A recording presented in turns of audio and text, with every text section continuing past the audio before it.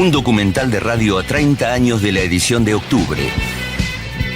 El disco más emblemático de Patricio Rey y sus Redonditos de Ricota. Un registro musical que atravesó a fuego la cultura argentina por 3 décadas. Un material sonoro con el testimonio de quienes fueron testigos, protagonistas y cultores de un universo que dio origen a uno de los mejores discos del rock nacional.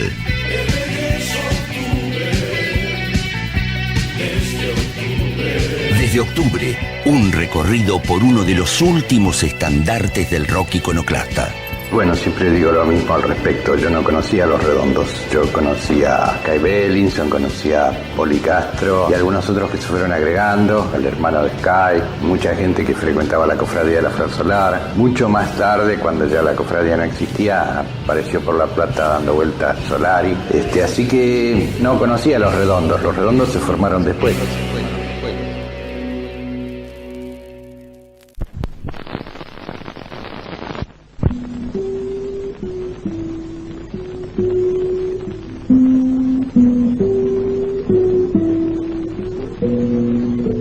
Como dice una de las primeras crónicas al respecto, 1976 no parecía el mejor año para empezar un grupo de rock, ni La Plata el mejor lugar tampoco. La persecución se agudizaba en las zonas obreras y estudiantiles de una ciudad que para entonces ya tenía su propio germen de la contracultura, aquella cultura alternativa que había emergido a mediados de la década del 60. Soy Claudio Kleiman, periodista especialmente de música popular, digamos. Los Redondos es interesante porque el desarrollo previo a la grabación, a llegar al primer disco, fue durante la época más siniestra de la dictadura. Yo a ellos los conocí en el 76, recién empezaba el grupo. La Plata era una ciudad que ya tenía como cierta mística rockera, porque de ahí había salido la Cofradía de la Flor Solar, que fue una experiencia, no solo grupo musical, sino que había sido una experiencia comunitaria, que era algo que, por ejemplo, en Buenos Aires no había existido, o por lo menos no había trascendido ninguna experiencia comunitaria de la cual hubiera salido un grupo de música. Eso ya para ese momento tenía como cierta mística. Trueno girar por la ciudad con su aullido brutal de león. Yo me llamo Ricardo Cohen, me dedico a la producción de imágenes en la frontera entre el diseño y las artes plásticas y firmo trabajos de ilustración y de diseño como Rocambole. Yo no conocía a Los Redondos, yo conocía a Sky Bellinson, conocía a Poli Castro y algunos otros que se fueron agregando, al hermano de Sky, mucha gente que frecuentaba la cofradía de la Flor Solar, Fenton, que lo conozco desde la época de la cofradía, como el Topo de Aloisio, que también lo conozco desde épocas inmemoriales, Ricky Rodrigo. Mucho más tarde, cuando ya la cofradía no existía, apareció por La Plata dando vueltas Solari. Así que, no sé, no conocía a Los Redondos. Los Redondos se formaron después. Yo conocía gente de La Plata que se dedicaba casi siempre a la música. Siempre estuve dibujando, así que cuando mis amigos músicos precisaban algo con respecto a eso, generalmente el encargado de hacer esas imágenes era yo, porque era él que estaba vinculado a eso. Entonces, bueno, he hecho afiches y avisos y escenografías a mucha gente antes de Los Redondos. Incluso gente vinculada al rock nacional que no fuera solamente de La Plata. Mucho tiempo después, yo digo tiempo después porque me parece que todas las cosas a mí pasaron como en la época de la cofradía. La época de Los Redondos me parece un poco ya cercana en el tiempo, o sea, la última parte de mi carrera de dibujante e ilustrador. Vamos entonces los Redonditos de Ricota con Imperialismo Espacial, un tema de Morsi. Dije la palabra, sí, por fin, por fin. Fernando Basauro, que era uno de los que hacíamos el Expreso, especialmente la parte musical, Mordisco, la parte musical del Expreso la hacíamos Fernando, Alfredo Rosso y yo. Me dijo, che, me invitaron a ir a ver un grupo de La Plata, se llama Patricio Rey y sus Redonditos de Ricota. Ya el nombre me llamó muchísimo la atención, me sonaba un poco a aquellos primeros grupos de rock and roll de los 50, ¿viste? Me sonaba un poco a Bill Haley and the Comets, esa onda, Buddy Holly and the Crickets, y eso era lo más políticamente políticamente incorrecto que se te pueda ocurrir en ese momento del rock and roll, donde todavía estaba a pleno la onda sinfónica, ¿viste? Y los grupos se llamaban Espíritu, Alas, Crucis. Oh, Patricio Rey y sus redonditos de ricota, qué buen nombre. Y a Fernando no sé cómo lo había contactado el 12, el famoso docente, que era uno de los tipos que estaban alrededor de los redondos y que participaban de toda la parte teatral. Él era el que preparaba los auténticos redonditos de ricota que se repartían en la concurrencia, ¿no? Qué sé yo, me resultaba como una especie de aventura así, interesante, en plena época de la dictadura, qué sé yo, y dije, che, ¿puedo ir? Sí, claro, vamos. El recital era uno de los lozanazos, creo que fue el primero que hicieron los redondos en La Plata con ese nombre. Antes habían hecho un par de recitales, pero no tenían ese nombre. Después se hicieron ese viaje a Salta, donde necesitaban ponerse un nombre, se pusieron ahí Patricio Rey y su redondito de ricota, volvieron a La Plata y dijeron, vamos a hacer un recital, que fue ese que fui yo. Era una anarquía muy linda, muy interesante, muy a contramano de lo que estaba sucediendo en la peor época de terror de la dictadura. Muy manso, Patricio, ¿eh? Manso, Patricio. Mantenga, Patricio. Popeye, estás calmo, Popeye. Menos manso. Vamos los redonditos de ricota, ¿qué nos depara ahora? ¿Qué los tiene tan manchegos? Todos mansos, es lo avanzado de la hora, supongo. Eran tipos que estaban en pleno delirio psicodélico, en medio del terror más absoluto. Tiraban gallinas al público, prendían esos efectos que se suponía que eran como, no sé, una especie de fuegos artificiales que no se encendían y que el efecto era más efectivo porque no funcionaba, ¿viste? Porque de repente salía todo un humo y no explotaba lo que tenía que explotar, y todo el mundo se cagaba de risa, qué sé yo. Yo me acuerdo que lo primero que pensé fue como en The Mothers of Invention, que era el primer grupo de Frank Zappa, salían todos disfrazados, que era así como una cosa muy teatral, muy anárquica, y los asocié con eso, y me daba cuenta también de que ellos conocían todo eso, o sea que tenían cultura rock, que era algo que muchos rockeros no tenían.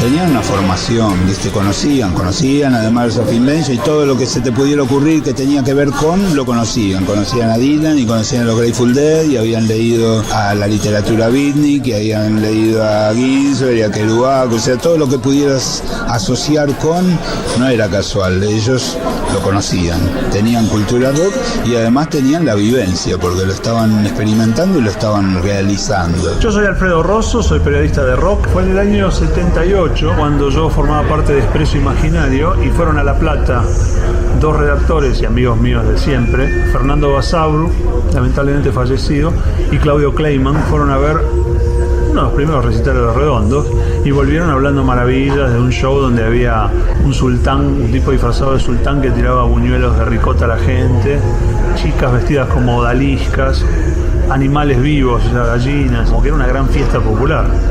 Entonces cuando los Redondos a fines del 78 tocaron acá en el Teatro de la Cortada, que después fue el Paracultural, creo, los fui a ver y bueno, fue un espectáculo bárbaro, ¿no? Con el circo de Robertino Granados, con un personaje que monologaba, que le decían el Mufercho, que en realidad en ese momento monologaba pero también dialogaba con el indio. Hay una grabación de ese concierto del Teatro de la Cortada que es magnífico.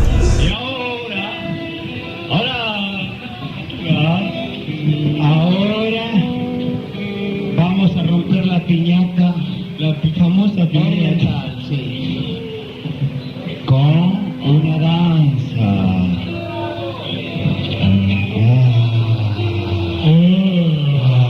El golpe de 1976 transformaría al rock en un espacio de resistencia a aquel contexto de feroz represión. Durante los años siguientes, el terrorismo de Estado llegaría a extremos sin precedentes y muchos de los jóvenes que se quedaron en el país se refugiarían en las páginas del Expreso Imaginario y en los recitales internacionales que el nuevo paradigma económico permitía. Durante este periodo, la banda optaría por un nuevo repliegue y la actividad de sus integrantes oscilaría entre eventuales presentaciones y la costumbre de reunirse a fin de año para tocar con la formación platense. Y ahora, Patricio, antes de perder la forma humana, tiene, pero extraña, ¿ves? Questo è propiamente, bueno, Patricio tiene previsto que sus muñecos 99,9% espontáneo mecánico pierdan la forma humana emitiendo ectoplasma azul estabelada. Pero antes tenemos nada menos que al inventor de la hinchada, Robertino Granado y su Magic Circus. Todos estos síntomas indican que prontamente Patricio Rey y los redonditos de la perderán la forma humana, hijo de puta. En 1978 hizo su debut en Capital Federal en el Centro de Artes y Música. Ese año también tocaron en la Sala Montserrat, en el Teatro Margarita Sirgu y en el Paracultural. El limbo entre el concierto de rock y el happening fue el cenit de la ideología ricotera, el origen de un discurso que dominó los años 80. Ampliamente una filosofía del placer, pero también una sugestiva forma de actuar en los márgenes en una semiclandestinidad tan heroica como desquiciada. ¿Cuánto hace que no salgo ni siquiera a caminar?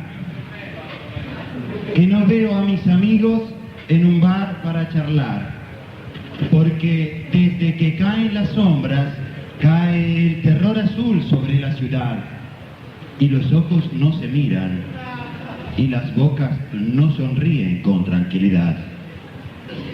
Por fin, Patricio sí, Patricio Rey y los redonditos de ricota rompen la piñata de 1978, esta vez con Robertino Granados y el Magic Circus, el ballet ricotero y toda la bola así, de Daguareté, señorito Porenaya, Alex Blau, bueno, es el enviado del Gran Barba.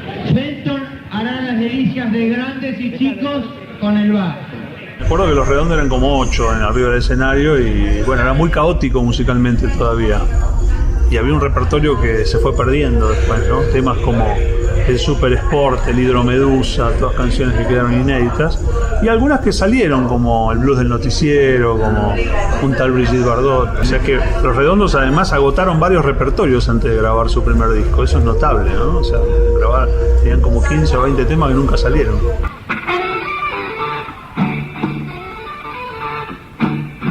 Bueno, mi nombre es Hugo Espinosa, yo nací en el año 1960, propietario de una disquería en la época, casualmente, que se editó toda la discografía de Los Redondos desde el primer momento.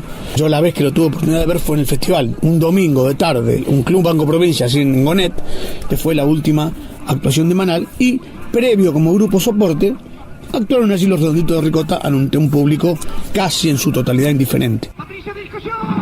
Y a mí me llamó la atención, yo los conocía de nombre y me produjeron en ese momento como un shock de ver algo diferente a lo estereotipado, pero todavía no se vislumbraba, ¿no? Porque era medio una jiponada, mezclo con algo vanguardista, no tenía un perfil, si se quiere, con lo que fueron Los Redondos después. La prosa tan característica de Los Redondos todavía no estaba tan diseñada, sino que estaba más en un espíritu más rock and rollero, más fiestero, en su momento más reventado. Tras la recesión económica el 2 de abril de 1982, el gobierno de facto inició contra Inglaterra la guerra por las Islas Malvinas en un claro intento por mantener el apoyo popular a través de una histórica reivindicación del pueblo argentino. La idea sería alentada desde los medios masivos de comunicación y el envío de miles de jóvenes para la defensa de la soberanía nacional se convertiría en uno de los capítulos más oscuros de la historia argentina reciente. Están vendiendo flores, la gente se acerca, el señor Rulli recién nos dijo, mi hijo está en la Malvina, le compro 10 flores, tómense, las devuelvo. La gente deja billetes de 50 millones de pesos. El que quiera hacerse presente, aquí lo esperamos. Para entonces, los escenarios de la música popular se habían politizado y en mayo de ese año, el Festival de la Solidaridad Latinoamericana juntó en su escenario a muchos de los referentes del rock nacional con el objetivo de apoyar a las tropas y de hacer un llamado público a la paz. Queremos mandar solamente un saludo. Ustedes saben que esto se está transmitiendo y lo están escuchando en la mayor parte de Latinoamérica. Queremos mandarle un saludo a nuestros amigos y hermanos latinoamericanos, como así también a nuestros hermanos que están en las Malvinas con el gatillo. Listo. Asistieron casi 70.000 personas. La guerra había tenido el paradójico efecto de revitalizar el rock argentino mediante la prohibición de la música en inglés en las radios. Mariposa Pontiac, toma 1.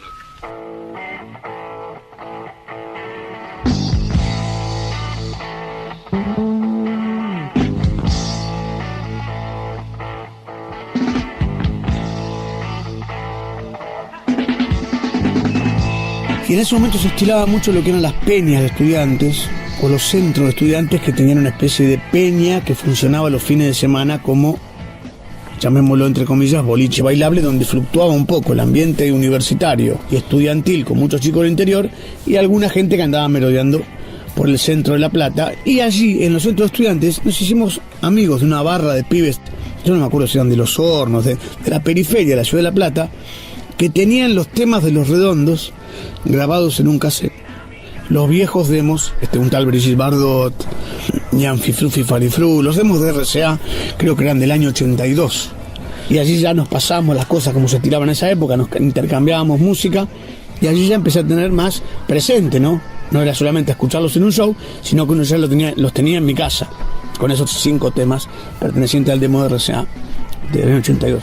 Con el apoyo de un sello independiente dirigido por Fernando Basabru y Marcelo Morano, grabaron un demo en los estudios RCA que obtuvo mucha difusión en Radio del Plata y en FM Rock and Pop, efecto que concedió a la banda cierta popularidad.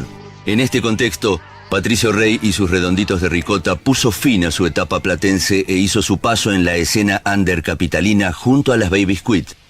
Nena, toma 2.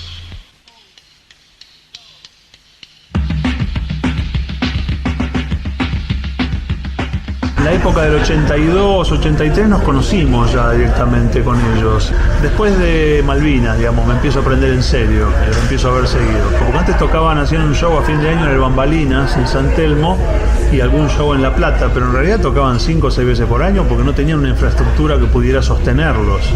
A partir de 83, digamos, empiezan a tocar seguido en Buenos Aires, en los pubs de esa época, en el Freedom, en los Altos de San Telmo, y ahí me empiezo a aprender.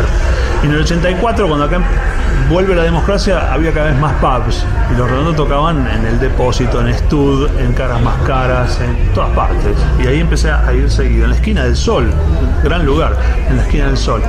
Y ya estaba Sims como monologuista. Muy buenas noches. Nuevamente, alegres compañeros cadáveres, estamos aquí para desestructurar esos gestos estereotipados que solemos tener.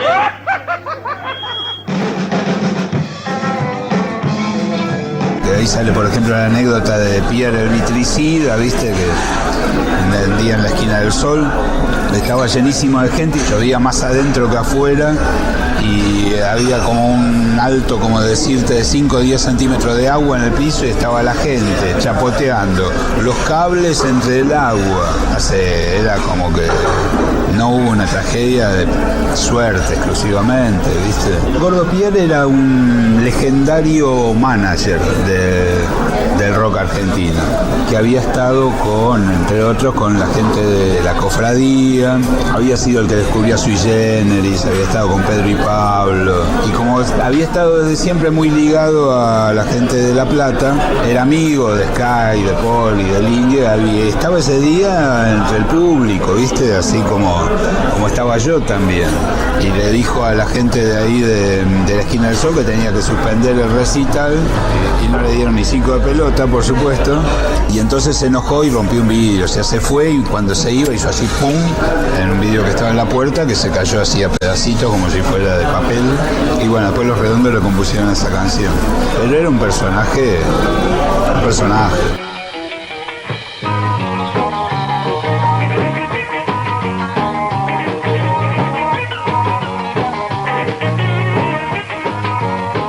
momento musical es justamente el que se produce con la apertura democrática, que era un poco el rock que acompañaba el destape democrático. Entonces ahí venían los twists, la llegada de lo que se llamó el rock divertido, Los Abuelos de la Nada, Virus, Suéter, Sass, toda esa camada que era como un rock así como medio onda, viste, olvidémonos la pálida, vamos a festejar, qué sé yo.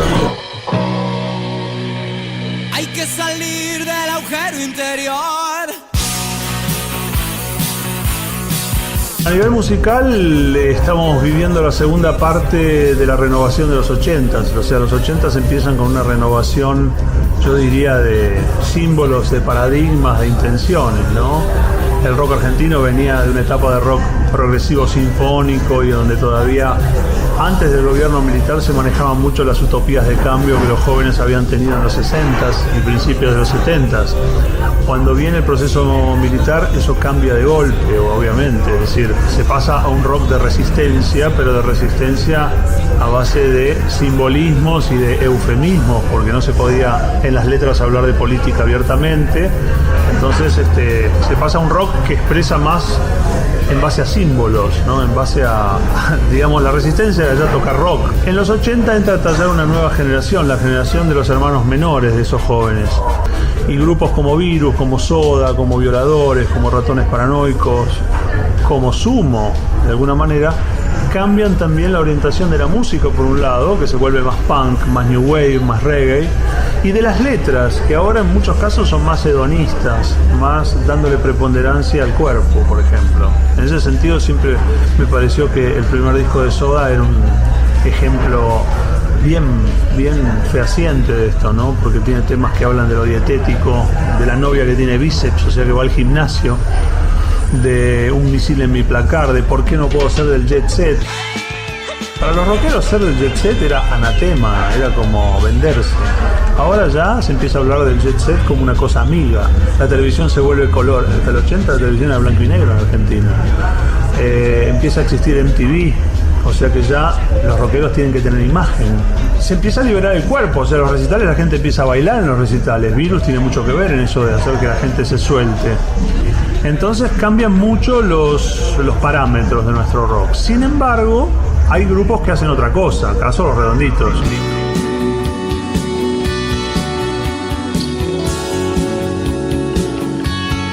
Ellos siempre tuvieron como una mirada que estaba como un poco adelantada a su época, ¿no? Y eso es muy importante. Entonces, en pleno periodo de la apertura democrática, donde todo este corriente decía, qué bueno, finalmente, libertad, bla, bla, nos divertimos, qué sé yo, ellos te tiraban una onda que como que decían, bueno, pero mirá, no está todo tan bien. Y entonces se dio una cosa bastante especial, que es que Los Redondos fueron como un grupo de un poco de la resistencia cultural a la dictadura, y durante toda la década, fue casi una década, digamos, entre el 76 y el 83, que fue el periodo del proceso.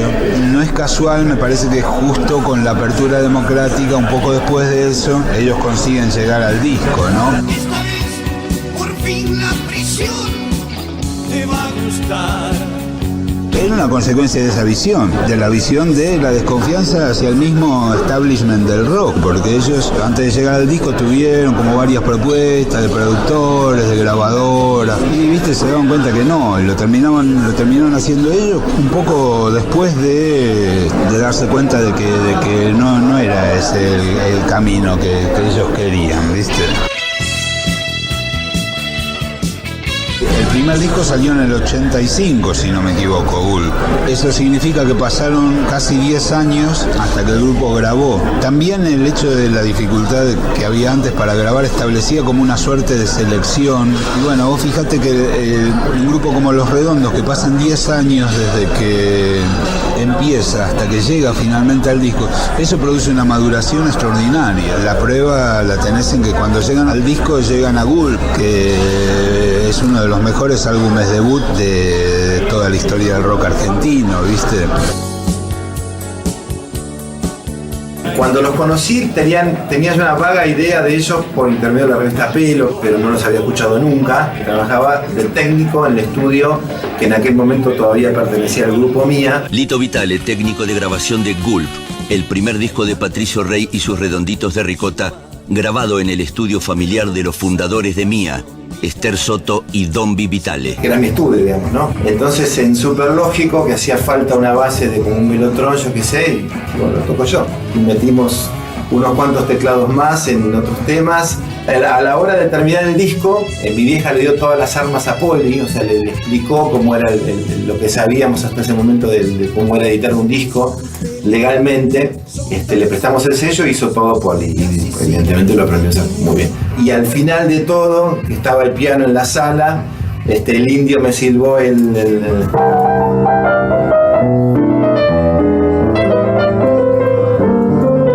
lo toqué en el piano y quedó como final de disco.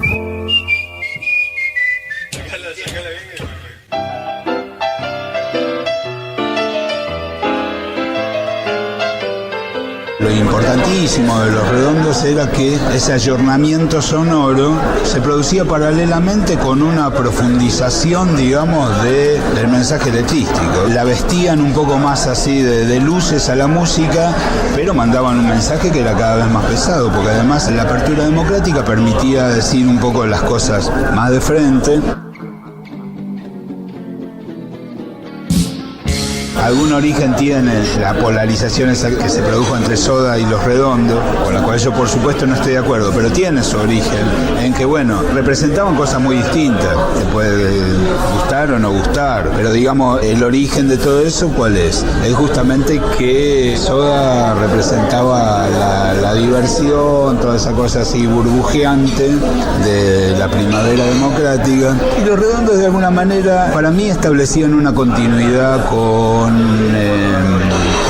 el rock de los 70, justamente porque ellos eran un producto de los 70, ¿viste? Imagínate que para alguien que venía escuchando Almendra o Manal o Pescado Rabioso o Aquelarre, hay como una esencia muy pesada, no en términos musicales, sino en términos de lo que se estaba intentando transmitir. Ellos se daban cuenta tanto dentro de lo social como en el terreno del rock mismo, ¿viste? Que fueron los primeros en criticar el rock desde adentro, ¿no? Cuando todavía un poco existía esa idea que ya a esa altura del partido, de la segunda mitad de los 80, ya empezaba a ser como una idea residual todavía del rock como movimiento. Ya ellos empezaban a criticarlo, esos temas. Nene Nena, que es un tema que no grabaron, pero era un tema, y eso era absolutamente novedoso, ¿no? Criticar el rock. Y esa mirada crítica también la trasladaron a la famosa producción independiente, de la cual Los Redondos fueron pioneros en eso también.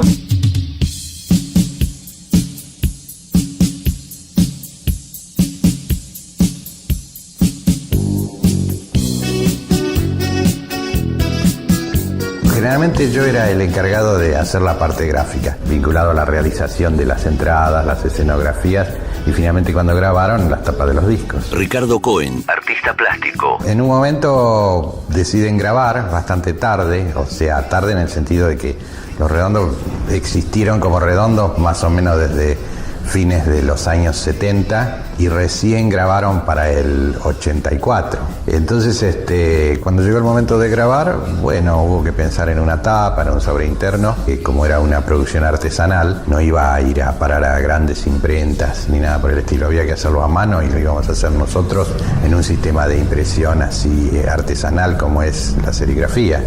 Entonces, bueno, se hizo Gulp, en el cual no hubo una bajada de línea así de cómo va a ser la tapa. Yo decidí por mi cuenta que lo que había que instalar en las bateas, en el caso de que compraran el disco las disquerías, era el nombre del grupo. Entonces hice una especie de logotipo, una especie de marca. Traté de escribir el nombre del grupo, bastante largo por cierto, a la manera que juegan los chicos en el jardín de infantes con las plasticolas de colores. Con un pomito de plasticola me puse a escribir muchísimas veces el nombre Patricio Rey y sus Redonditos de Ricota. Y hice como 100 pruebas y me quedé con un par. Y con ese par hicimos las pantallas, o sea, los que algunos llaman chablones de de serigrafía, que vendrían a ser como las matrices, los moldes. Entonces, bueno, imprimimos ese nombre sobre un fondo chorreado, manchado. Lo imprimí con pintura fluorescente, pues la idea era que brillaras de noche si le iluminaba algún tipo de luz especial. Y bueno, así quedó la tapa de Gulp.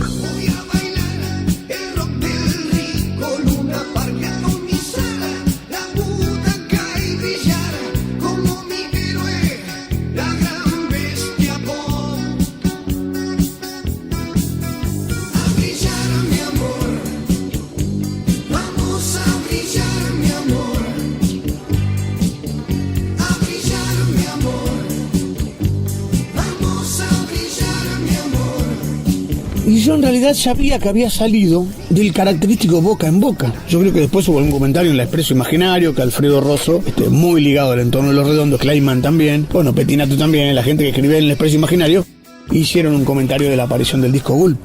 Entonces, bueno, yo estando trabajando en la disquería Génesis, voy a Buenos Aires en la clásica vueltita del perro que hacíamos los fanáticos de los discos. Paso un día por una disquería que estaba atendida en esos momentos en el mostrador por Alfredo Rosso. Tenía en la vidriera a la venta el famoso primer disco de Los Redonditos de Ricota, Gulp, con la mítica tapa original, con un sello que era absolutamente ignoto, no pertenecía a las compañías, lo que uno estaba viendo algo, un producto indie, porque no estaba en otra parte, no había ni dónde preguntar, había gente que no lo conocía. Y como yo trabajaba en la disquería Génesis, decidí llevar más de una unidad. Decidí llevar el disco para mí y yo calculo que 3 o 4 discos para revender acá en la ciudad de La Plata. Me parece que Alfredo me dijo que tenía en La Plata, no lo tenía nadie, salvo que alguno de Los Redondos de la llegada se lo haya llevado de mano en mano una unidad sola. Pero así a modo de distribución, con una posible reposición si se venden, no había nadie. Entonces lo traje y lo pusimos, recuerdo, en la vidriera de la disquería Génesis. Las pocas copias que yo llevé volaron.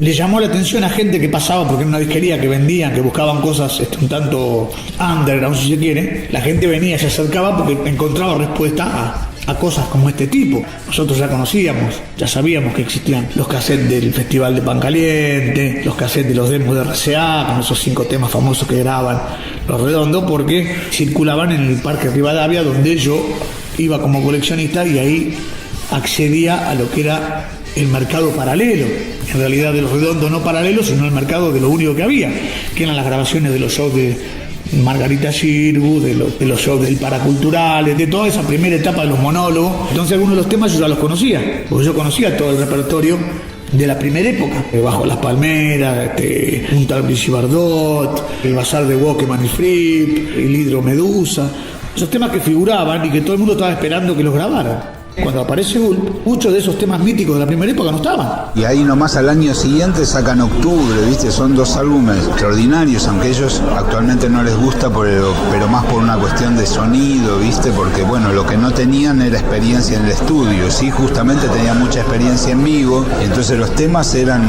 fantásticos. Lo que a ellos les molesta un poco es que no refleja el sonido que tenían, por esta cuestión de la inexperiencia en el estudio, era difícil, o aparte no había mucha experiencia tampoco en los estudios, era difícil hacer sonar un grupo de rock, era como bastante nuevo todavía en el 85.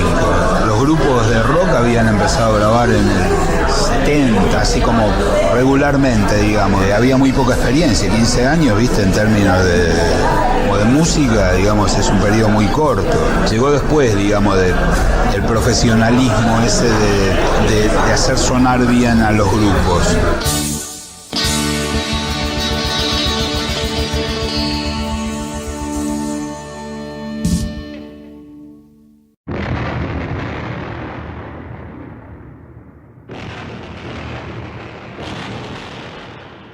Cuando llego a grabar con ellos, creo que, no sé si no me enteré el mismo día que tenía que grabar con ellos, para mí era un grupo absolutamente desconocido, no tenía ni idea de lo que estaban haciendo. Y ellos tampoco me conocían a mí, me parece que tampoco sabían iba a grabar. Osbel Costa, técnico de grabación en Octubre. Esto se grabó en lo que hoy sería la sala B de Panda. Se grababa de noche, 9 de la noche empezábamos a grabar hasta las 5 o 6 de la mañana. Y Panda no tenía como otros estudios asistentes, así que el técnico era el que ponía la cinta, buscaba el lugar donde grabar, lo dejaba preparada, iba preparado los micrófonos, venía a la consola, hacía el pacheo, hacía sonar los micrófonos y grabábamos. Todo lo hacía yo, con ellos ahí obviamente, ¿no? En realidad el primer estudio profesional al que entraron fue Panda.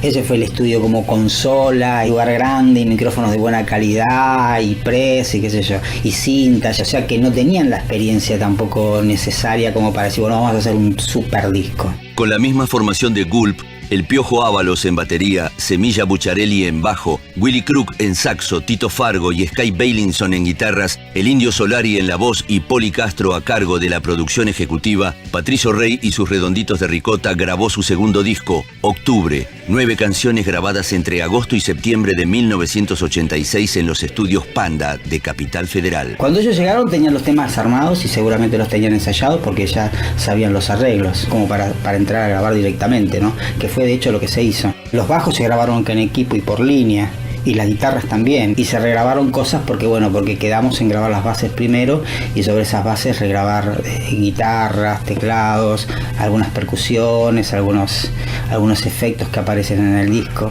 Lo que pasa es que en toda grabación y sobre todo un disco de rock hay muchas cosas que se van dando sobre la marcha. La tecnología que se utilizó fue absolutamente analógica, no había nada digital. No hubo computadoras, no hubo nada, no hubo edición en el disco. Se grabó sobre una cinta de 2 pulgadas que entraban 24 tracks, con una consola MSI. Y la máquina no sé si era marca MSI o marca Studer, pero la consola era una MSI. El sonido del disco es el sonido que salió en ese momento. En ningún momento recuerdo que me hayan hablado de nada en especial. Tampoco creo que ellos hubieran querido parecerse a nadie. Pienso que eso también debe haber servido para que el disco tenga una característica de un sonido determinado también, ¿no? Yo tampoco hubiera querido sacar el sonido que no sea el que a mí me salía en ese momento.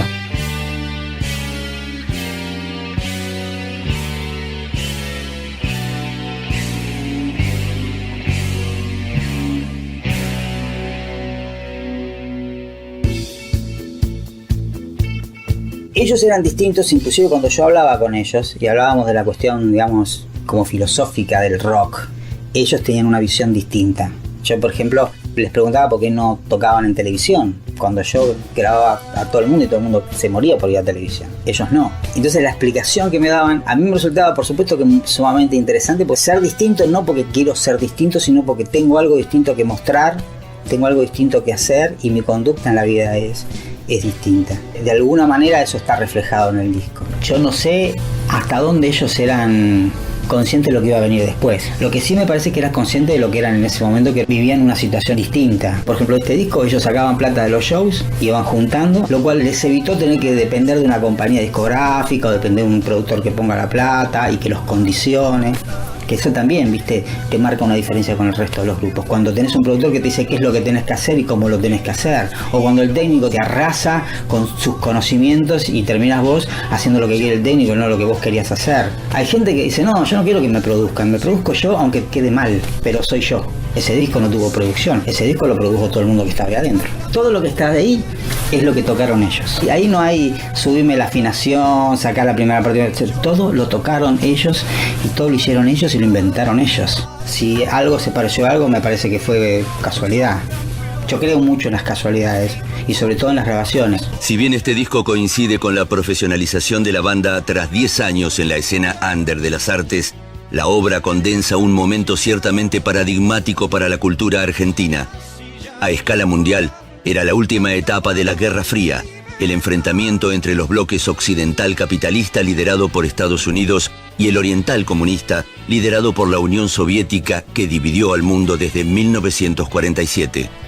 Es decir, lo que la televisión color en la Argentina de mitad de los 80 venía a mostrar era el lento derrumbe del bloque socialista ante el mundo. Octubre, de Patricio Rey y sus Redonditos de Ricota, hace explícitas estas cuestiones y otras tantas que orbitaron su universo, perceptibles a la escucha del disco y en el arte gráfico que acompañó su publicación.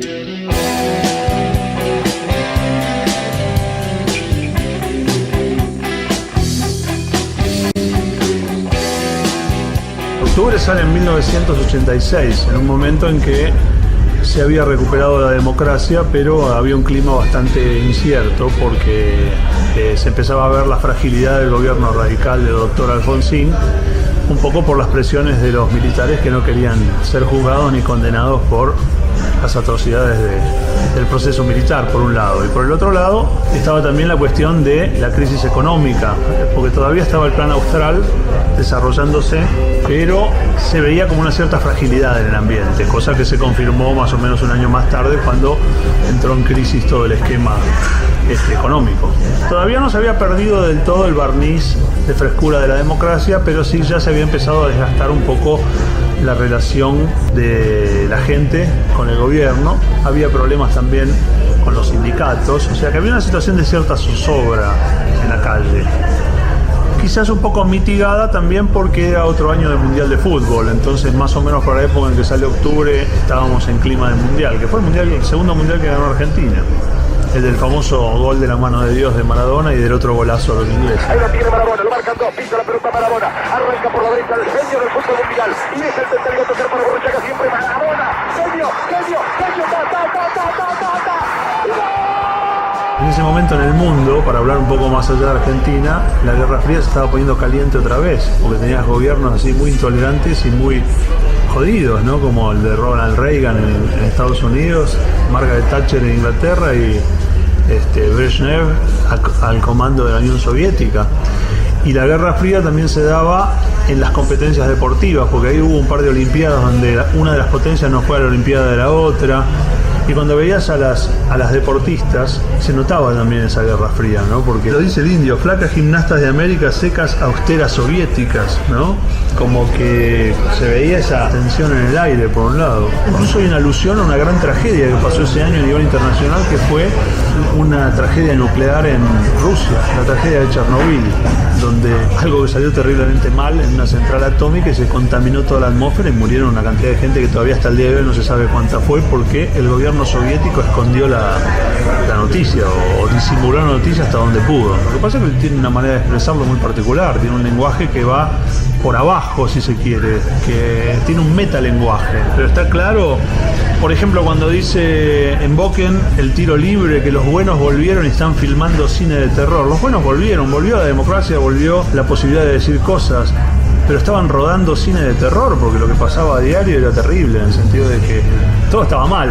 Tenés muchas metáforas de lo que está sucediendo. Y por el otro lado, en la misma letra, los rockeros bonitos, educaditos, ¿no? Los rockeros que antes encarnaban las manifestaciones de punta del cambio, ahora son rockeritos bonitos. O sea, son chicos que se preocupan por el cuerpo, son chicos que se preocupan por el look, mucho dark, ¿no? Mucha cosa oscura, mucho, como decía Luca, pseudo punquito con el acento finito que quiere hacerse el chico malo.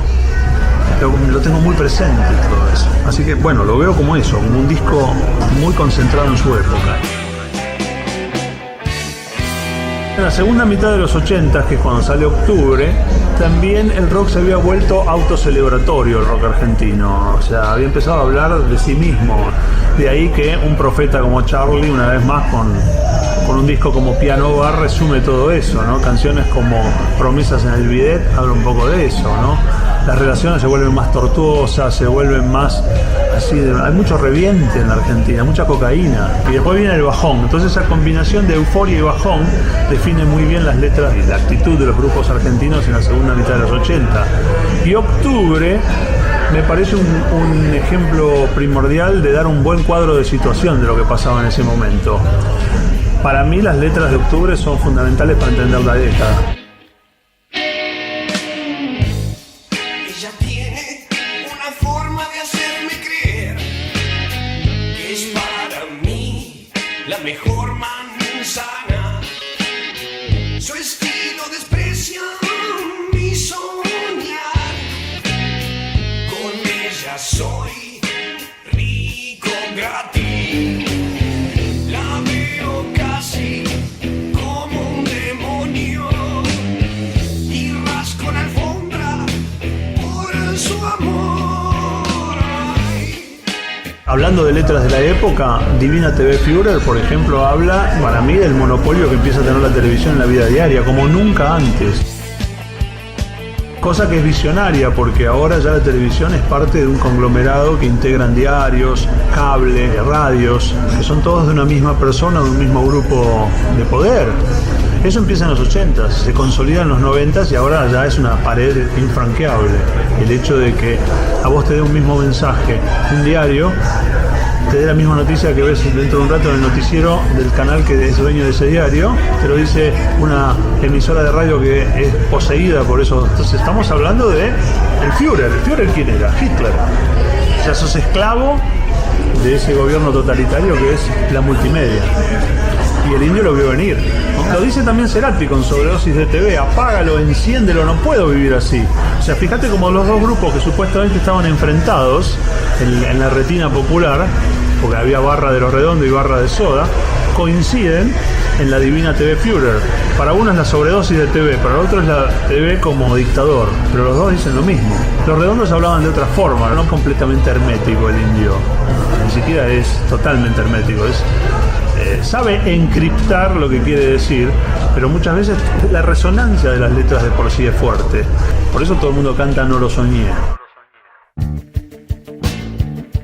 Este disco contiene Jijiji, la canción con la que históricamente terminaron todas sus presentaciones y que fue también recordada como Kazastok por la marcha soviética de sus estrofas. Una pieza con el poder evocativo que se mostraría indeleble al paso del tiempo y un ritual al que todas las crónicas refieren como el pogo más grande del mundo.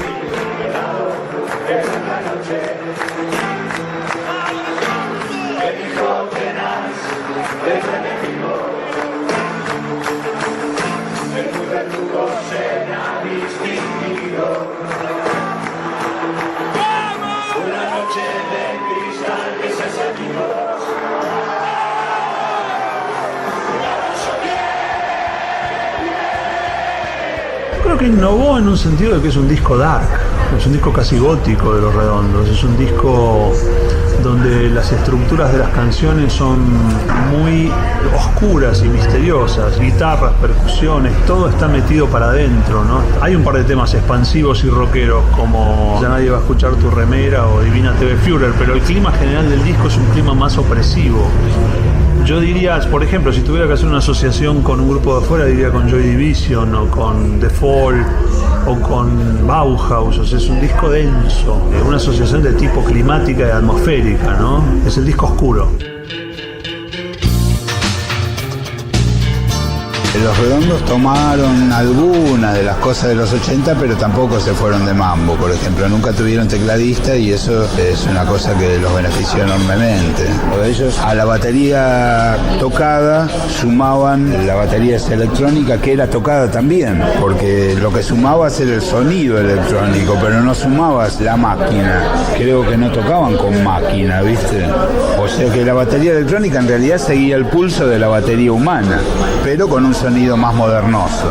Entonces me parece que eso lo salvaguardó un poco de los peores excesos de los 80, digamos. Daniel Melero supo asistir a aquellas presentaciones en donde Vivitelas de las Baby Squid ocupaba el escenario de la banda platense en esos shows para 300 personas.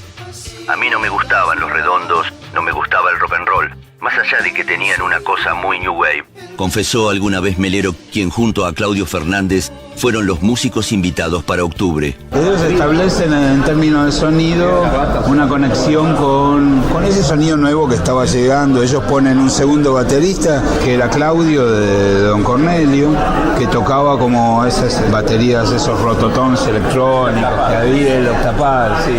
Soy Claudio Fernández, también conocido como Claudio Cornelio, soy el baterista de Don Cornelio y la Zona, aunque hoy la banda no siga tocando, y participé en la grabación y algunas tocadas en vivo junto con Los Redonditos de Ricota en su disco Octubre.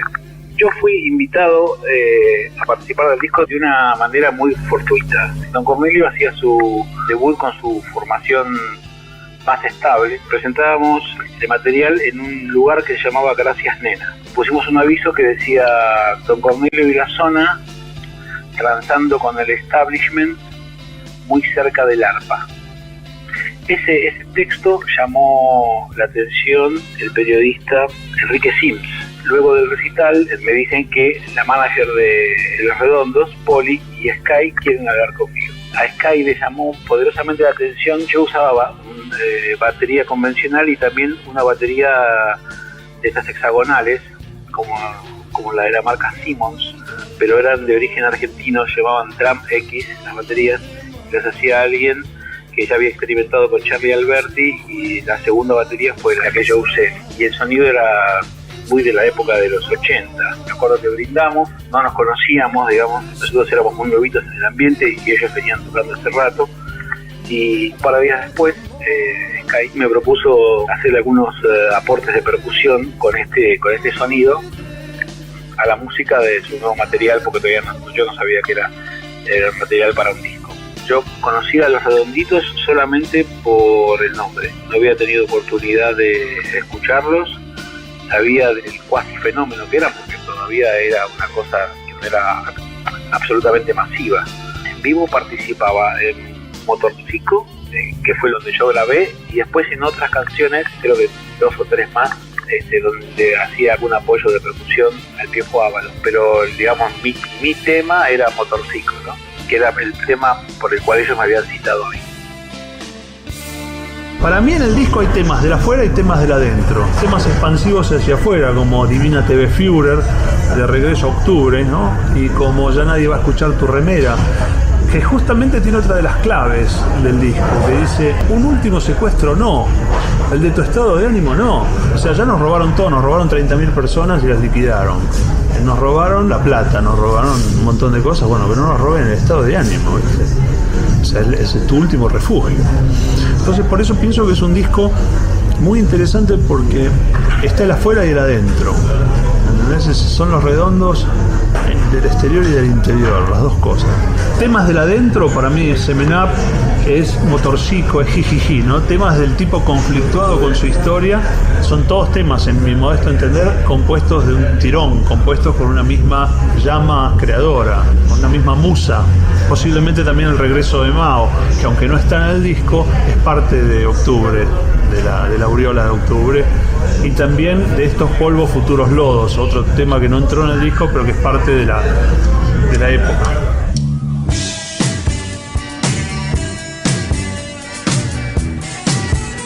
Yo pienso que quedaron afuera por una razón muy simple: la duración. En ese momento, para que un disco sonase bien, un disco de vinilo, no podías poner mucho más de 20 minutos por lado. Y hacer la cuenta, 20 minutos caben 5 canciones o 4 canciones, depende cuánto las hagas durar. Entonces, evidentemente, tenían que quedar afuera un par de temas. Y quedaron afuera El regreso de Mao, cosa muy triste y lamentable, y de estos polvos futuros lodos, que en la edición de vinilo está la letra. Está la letra en el disco, pero no está el tema. Pero todo el mundo los considera parte del disco, o sea que de alguna forma son de Octubre.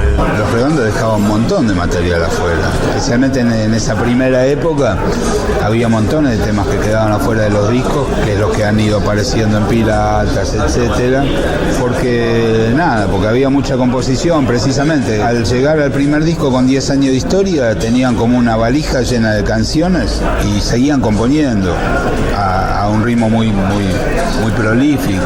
Entonces quedaban montones de temas afuera de cada disco, ¿no? Lo que sí sé, que sabe todo el mundo, es que eran temas con música de Tito Fargo, que ahí se amplió un poco la dupla compositiva de Solari y Beilinson, y el Indio le empezó a poner letra a algunas músicas de Tito. Pero bueno, la cuestión es que ya para el disco siguiente Tito ya no estaba.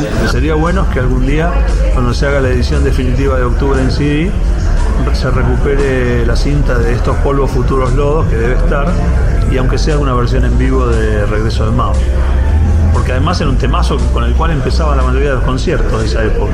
En los pubs empezaba la segunda parte de los conciertos, así era. Empezaba con Fuegos de Octubre y la segunda parte, porque siempre hicieron un intervalo, la segunda parte largaban con el Regreso de Mao.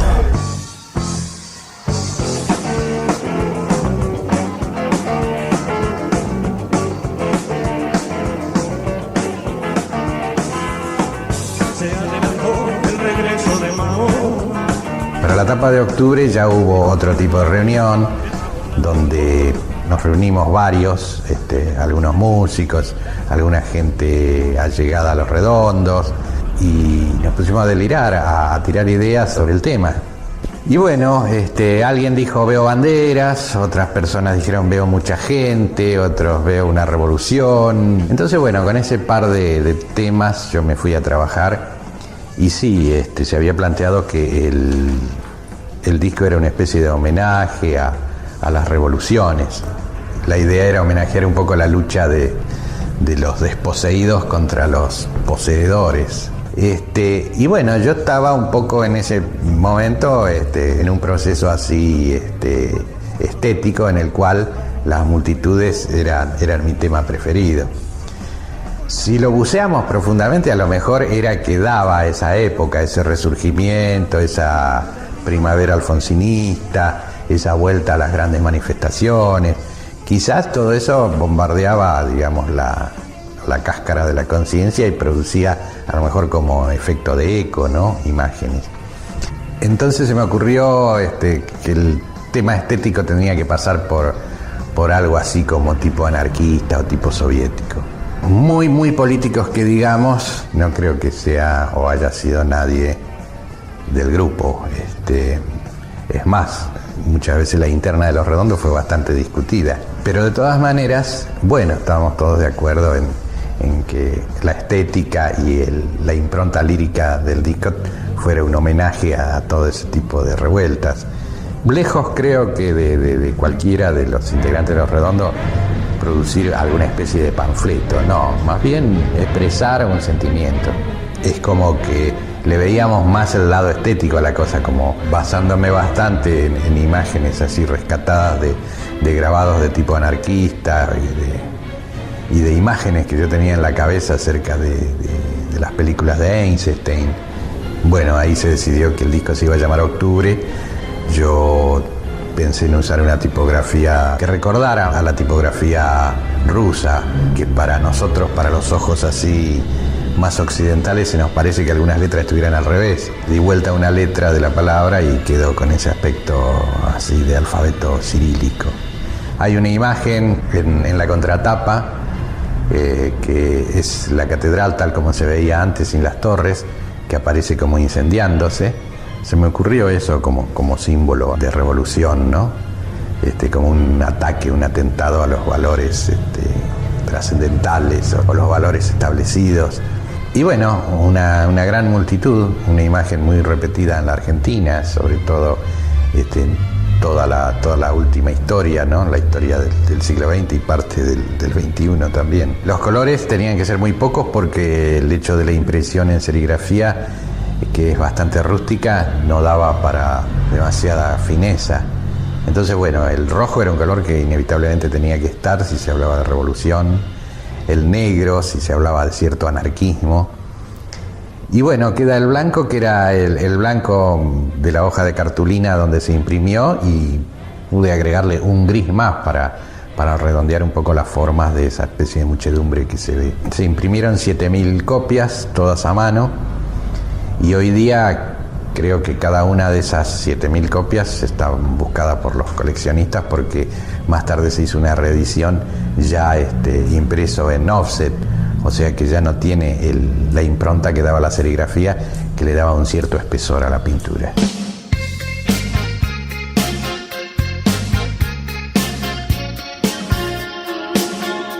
Del disco Octubre, lo que más me acuerdo es cuando llegó a la disquería, porque yo tenía una disquería en la Bond Street. Y en un principio, los dos primeros discos de Los Redondos, al principio no se vendieron en todas partes, se vendían en 4 o 5 disquerías.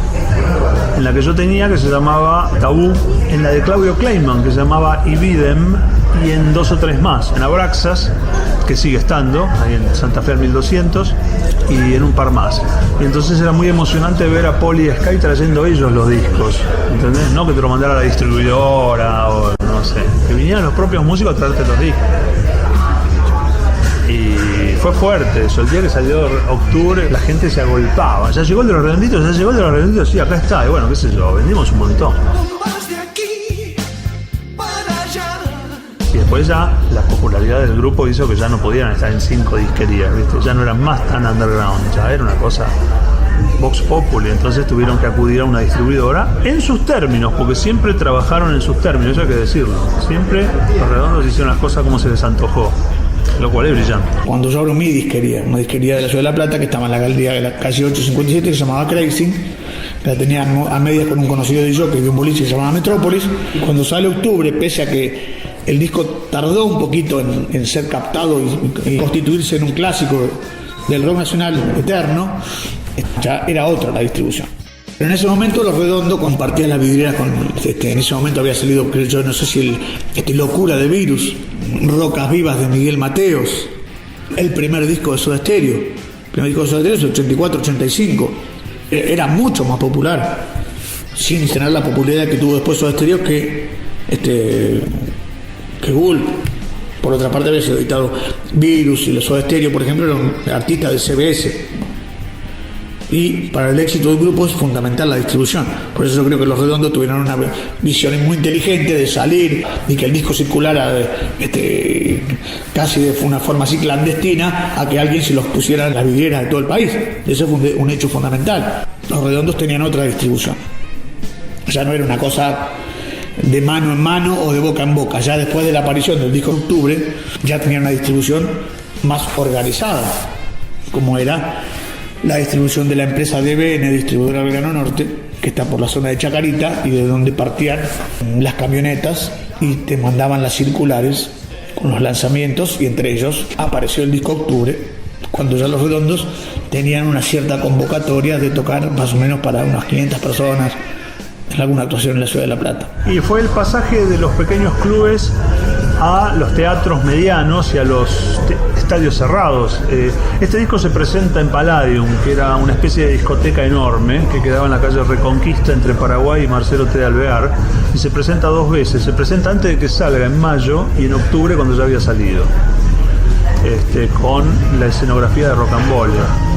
Y este disco para mí fue el espaldarazo previo al gran estrellato que vendría 3 o 4 años después, ¿no? En las fechas de Palladium, en mayo del 86, fueron 2 shows que fueron algo para mí alucinante. Imagínate que yo venía de pronto de tocar en un bar a tocar en Palladium con miles de personas, fue fantástico. Fue la primera vez que cobré en un show, por ejemplo. Fue un éxito absoluto.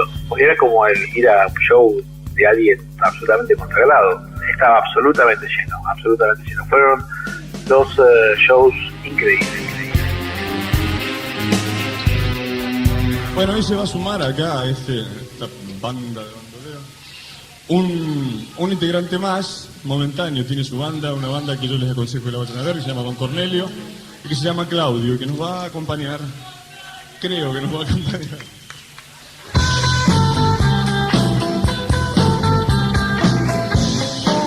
Después hubo otra fecha, fueron 18 y 25 de octubre de 1986, en Palladium nuevamente. Esta fecha fue bastante loca para mí porque yo tocaba con Don Cornelio en Cemento ese día. O sea que toqué primero con Los Redondos y después un fanático de Los Redonditos me llevó en un Fiat 600 porque yo tenía que estar en Cemento para tocar. Lo que sí me acuerdo es que fue muy masivo en Palladium. Octubre para mí, y en eso coincido con el Indio, representa como una etapa, ¿no? Todavía ya había 3 años de democracia, pero todavía era como recién el despertar, y esa etapa de velocidad, de la modernidad, de los pubs. Y Los Redondos, como muy inteligentemente, como lo hicieron siempre, le pusieron una carga simbólica que hace que Octubre permanezca con tanta fuerza, ¿no? Se recuerde con tanta fuerza. Cuando se presenta el disco en Palladium, había, una gran expectativa, un gran interés, y lógicamente teníamos que preparar una escenografía que fuera acorde con lo que se expresaba en la tapa. Todo el mundo lo veía así. Bueno, llega la oportunidad de ahí incentivar toda esa estética ya en forma monumental, y hacemos la escenografía para octubre. Para empezar, llenamos el ambiente, que era un enorme galpón, que fue una usina anteriormente, donde era Palladium. Entonces, llenamos todo de banderas, verdaderas banderas, banderas rojas de todo tamaño.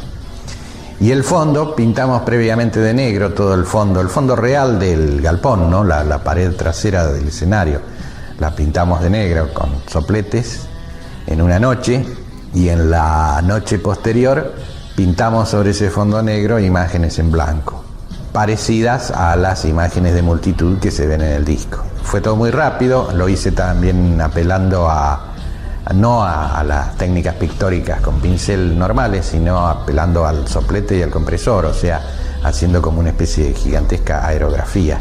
Recortaba formas y moldes en grandes pedazos de cartón y cartulina, y iba sopleteando más o menos a mano alzada y tratando de reproducir esos gestos de multitud que habíamos hecho en el disco.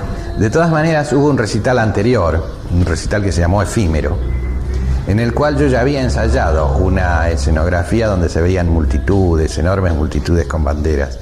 En este caso, las multitudes tenían banderas argentinas. Vamos a hacer algo movidito, ¿no?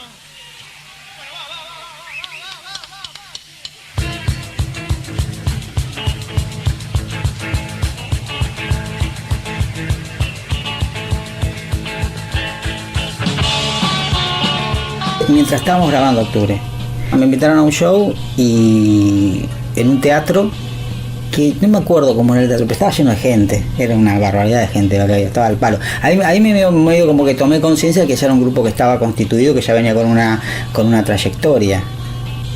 Por lo menos había un grupo de gente que lo seguía.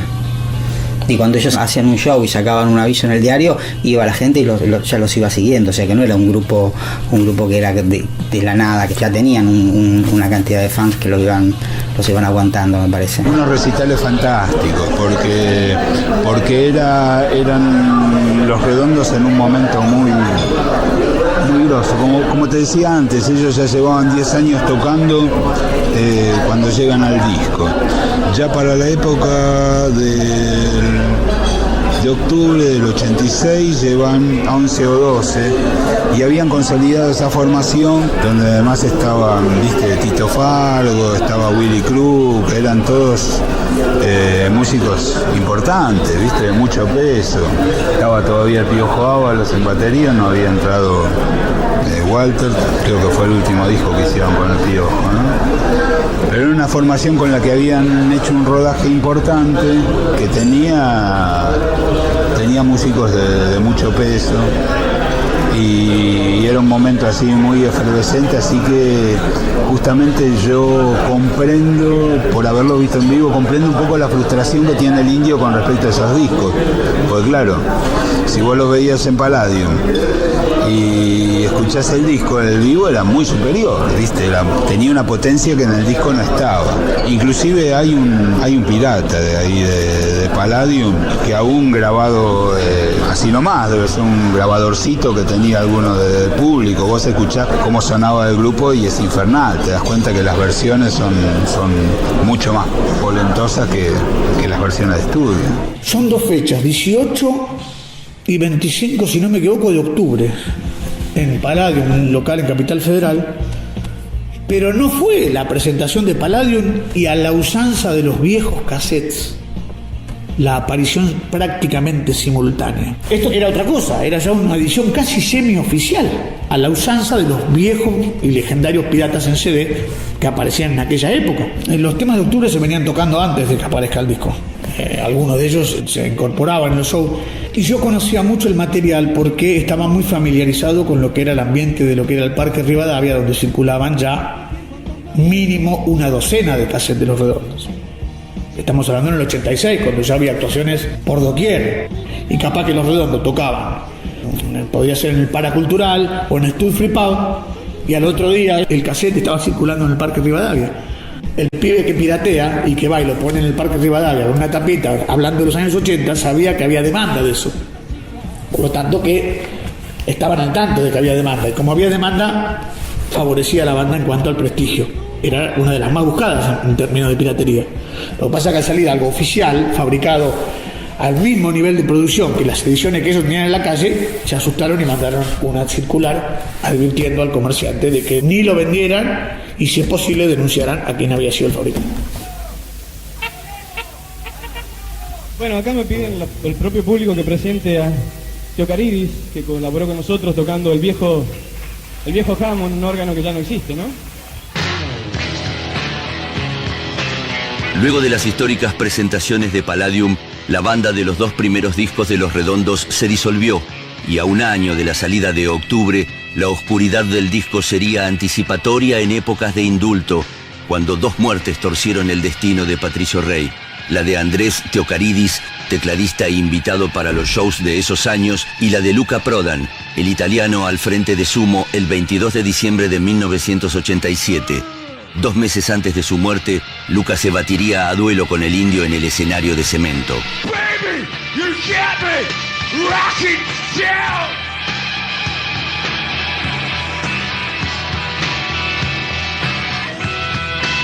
You got me on the ground. You got me shooting up. You got me shooting down. You got me with my redonditos. We got you.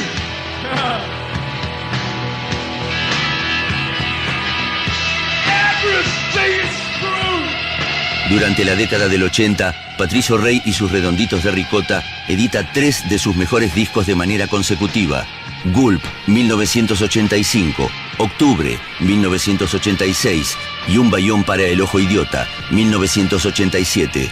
Para mí el disco siguiente es el disco donde Los Redondos comienzan a acercarse al sonido que tenían en vivo, ¿viste?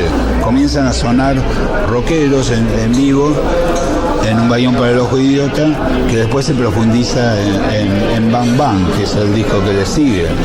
Bang Bang para mí es un disco extraordinario. En esos 2 discos se empiezan a reflejar la polenta del vivo en el estudio, ¿viste?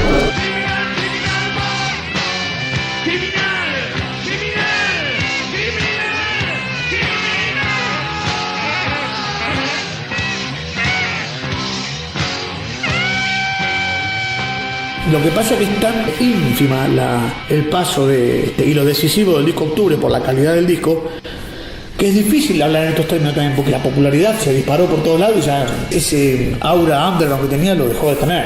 No era el público inicial que iba a ver el Redondo el mismo que empezó a llenar los estadios después.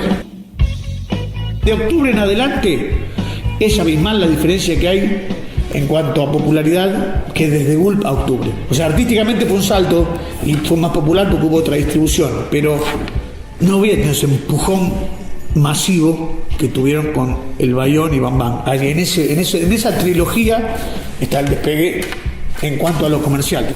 Es un nombre marcado a fuego, indudable, ¿no? Que marca un momento del rock nacional y con un sonido propio. Este es el disco Octubre y después de todo lo demás hago una especie de selección con temas excelentes. Pero me refiero que no llegaron nunca a un nivel no solamente creativo, sino de identidad con un sonido y una cosa tan particular como fueron Los Redondos en ese momento.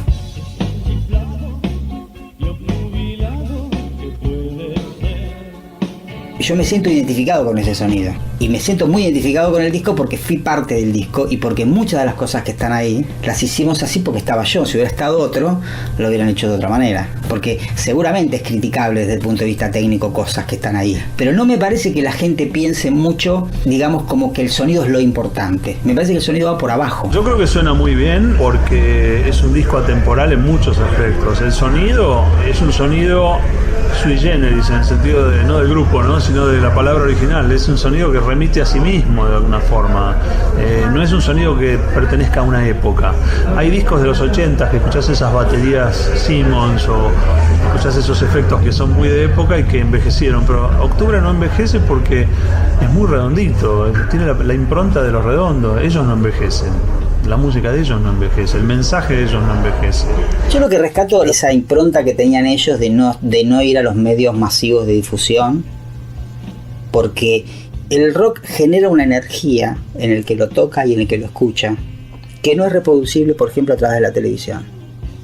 Entonces, cuando vos tenés esa música que se genera y que produce un efecto determinado, que es rock, y vas a un medio que no lo reproduce, deja de ser rock para pasar a ser otra cosa. Pero su ego no pasaba por ir a la televisión. Su ego les marcaba otro lugar. Y eso, si hubiese sido distinto, tal vez la música que hubiesen hecho ellos no hubiese sido la que fue. porque los condicionantes también son más grandes, porque los medios de comunicación te condicionan. Por eso también un disco de rock que se supone que tiene que tener determinados vicios, no los tiene y logra una trascendencia que en aquel momento nadie hubiera esperado. Yo mismo me asombro hoy en día de las cosas que la gente dice del disco. Haber estado en ese momento y en ese lugar, a mí personalmente hace que como que no lo sienta tan trascendente, pero da la sensación de que para mucha gente el disco significa algo mucho más que solamente un disco. Significa algo más que solamente música, o que solamente letras, o que una situación política o social. Es como si el disco fuese un resumen de muchas cosas y como que a la gente le genera distintas sensaciones. Para mucha gente es el mejor disco, ya no de ellos, el mejor disco de su vida, pero para mucha gente. Eso es producto de la confluencia de todas estas cosas y también de la casualidad. Y de que por ahí se necesitaba en ese momento un disco que fuera así, que fuera diferente a otros discos, en todo. Yo creo que la gente agarró Octubre un poco por los símbolos, ¿viste? Porque los símbolos revolucionarios son muy fuertes. Ya Octubre, la Revolución Rusa, el Che Guevara, aunque el Che no estaba explícitamente, pero bueno, Octubre también es el mes en que mataron al Che. Esto es una cosa que no sé si se sabe, eso me lo contó el Mono, me lo contó Rocambole, cuando él volvió a hacer la reacomodación de los artes de tapa para la edición en CD, viste que tenés que cambiarlo. Él modificó un poco la tapa de Octubre y le metió un Che Guevara. Él lo tomó de una foto muy poco conocida del Che. Entonces hay una carita que es la del Che, que no estaba en el long play y que sí está en la edición en CD y que por ahí ni te das cuenta. Está el Che en la tapa del CD de Octubre.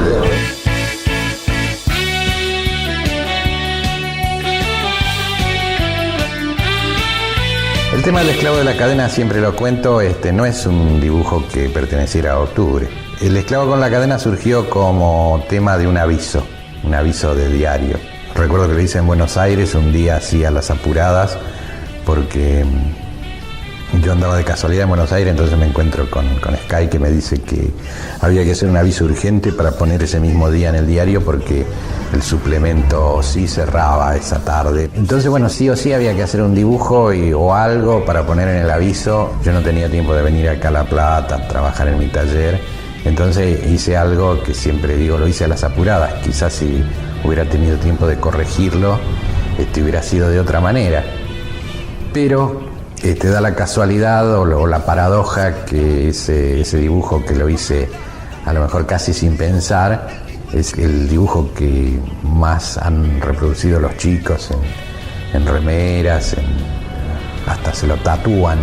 Los fanáticos de Los Redondos son como así, como que saben mucho del grupo, cosa que yo no tengo pero ni idea, viste, de ciertas cosas. Y eso se va retroalimentando. Pero no sé si toda la gente que lo va a ver al Indio va a escuchar su música, sino a formar parte de un fenómeno. También me pasa que con Los Redondos pasa eso, que uno en el Indio ve una parte de su juventud, de su vida, de sus cosas, relaciona la música a los acontecimientos de su vida y eso le da motivo para ir a verlo y para escucharlo. Y después las remeras, por ejemplo, ¿viste? Esa remera de Octubre está en todos lados. Yo no sé si para ellos fue tan así. Yo creo que eso es más como un poco la perspectiva histórica. Yo creo que eso fue una cosa que fue más como que el público tomó eso. Como que esa fue más como la opción que hizo la gente, de que consideró Octubre como un álbum esencial, digamos. Ellos no comparten esa visión, eso yo lo he hablado con el Indio.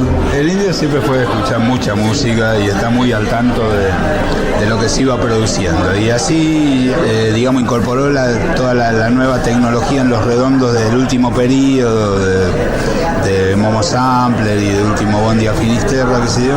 También fue importante en hacer como una actualización sonora en el momento de Octubre, ¿no?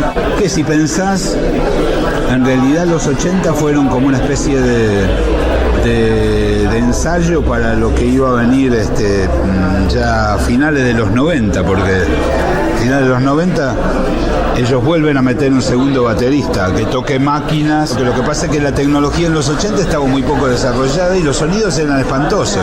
Por eso es que la música de los 80 ha envejecido tan mal, porque los sonidos esos de teclado, de las baterías electrónicas, todo eso eran horribles. Después todo eso se perfeccionó y cuando ya, volvieron los grupos a usar ese tipo de elementos, ya, digamos, de la segunda mitad de los 90 para adelante, ya el sonido es otra cosa, ¿viste?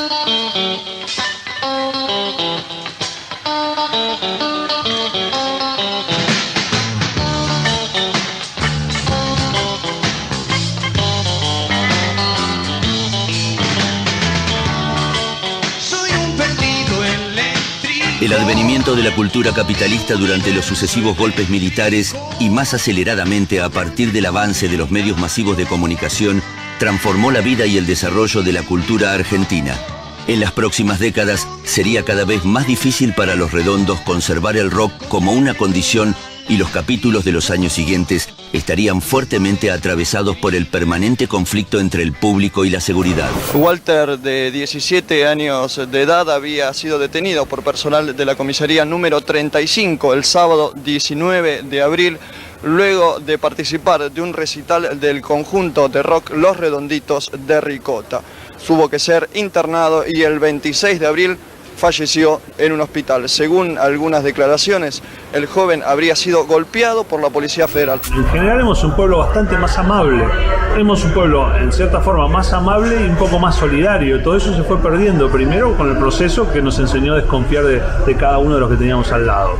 Y después con la locura consumista de los 80s y la marginalidad que forzó el gobierno de Menem en los 90s. O sea, vos tenés un cóctel de brutalidad militar, tenés sumado a falsas expectativas rotas en el gobierno radical, más la alucinación y la marginalidad que instiló el menemismo, y bueno, tenés un país completamente fragmentado, como es el país que vivimos ahora, y donde ya nada nos llama la atención. Han pasado cosas muy serias esta noche acá. Han entrado un par de hijos de puta, han lastimado gente. No sabemos si enviados por alguien, no sabemos por qué motivo. Se han cagado en el esfuerzo que ha hecho la banda, se han cagado en 80.000 personas que hay esta noche acá. Desgraciadamente, todo este esfuerzo, toda esta presión que han hecho durante días la prensa para meternos en este gueto, haciéndonos creer que somos animales, han logrado probablemente que esta sea la última noche que toquemos. Se hace muy difícil cantar Banderas de mi corazón, se hace muy difícil hacer esto. Nosotros no tenemos ánimo en este momento, hay chicos lastimados, hay varios chicos lastimados. Yo sinceramente creo que vamos por respeto a ustedes, toda esta gente que vino hoy de distintos lados, vamos a seguir con el show que teníamos para hoy, pero bueno, veámoslo como una de las últimas veces que tocamos. Por dictamen del juez vamos a tener que tocar con las luces del estadio prendidas. En agosto de 2001, en medio de una crisis económica y política para el país, Patricio Rey y sus Redonditos de Ricota hizo su última presentación ante 40.000 personas en el Estadio Mundialista de Córdoba. Con variaciones en su formación, la banda editó 7 álbumes más que completan así un catálogo indispensable para la historia del rock argentino. Definir su valor en la cultura popular obliga a reconocer el impacto con el que su legado musical atravesó a sucesivas generaciones y en octubre, su disco más emblemático, un objeto que pareciera ocupar en la cultura un lugar al que solo acceden los símbolos. Octubre es mucho más que Safo. Octubre es un disco maravilloso que forma parte de la historia del rock nacional, ¿viste? Un disco extraordinario. No sé, para mí toda esa primera etapa de Los Redondos no tiene desperdicio. Toda la discografía de Los Redondos no hay un disco malo. Y creo que hay muy pocos grupos del rock nacional de los que puedas decir eso. Nunca recurrieron a todos los trucos que recurren todos los grupos para extender su discografía, nunca hicieron un grandes éxito ni un álbum en vivo, que estaría bárbaro que lo hicieran porque porque era fabulosa banda en vivo, pero no lo hicieron, ni hicieron el acústico, ni hicieron un álbum de versión, era todo disco de estudio con canciones nuevas, seguido de otro disco de estudio con canciones nuevas, seguido de otro disco de estudio con canciones nuevas, así desde el principio hasta el final. Yo creo que es el disco más querido por todos los fanáticos de Los Redondos. A mí particularmente me encanta, me emociona, que una cosa que uno hizo hasta hace tanto tiempo, que en parte la hizo, ¿no? Porque en lo que a mí me toca, siga teniendo alguna relevancia. Y bueno, es porque la historia de Los Redondos es bastante densa y todavía mucha gente se ve tocada por ellos. De hecho, cuando toca Solari se llena un estadio, cuando toca Kai Bellinson tiene una adhesión de un público muy fiel y constantemente les piden, le cantan que se vuelvan a reunir. Es como que siguiera teniendo una gran significación para públicos jóvenes incluso, porque ya el público de Los Redondos tiene cualquier edad, están desde los ancianos hasta los chicos. Primero de todos, de lo que nunca se habla, es que la música era buena. Segundo, que las letras eran fantásticas. Esa lírica del Indio es irrepetible y es buenísima. Yo creo que aportó al idioma castellano una manera. Me parece que es uno de los poetas argentinos más importantes de los últimos tiempos. Y bueno, y por último, que de Los Redondos salía como un aroma a honestidad, el hecho de no involucrarse con las grandes compañías discográficas, de no involucrarse con los grandes medios, con las corporaciones. Eso le dio como un aura de honestidad que me parece que fue un anclaje de interés para la gente, sobre todo para la gente de los barrios, la gente marginada, los jóvenes que necesitaban a lo mejor un motivo, algo por qué creer. Me parece que después se hizo una cosa que va demasiado más allá de lo que realmente fueron Los Redondos. De última me atengo a lo que alguna vez dijo Solari: soy menos que mi reputación.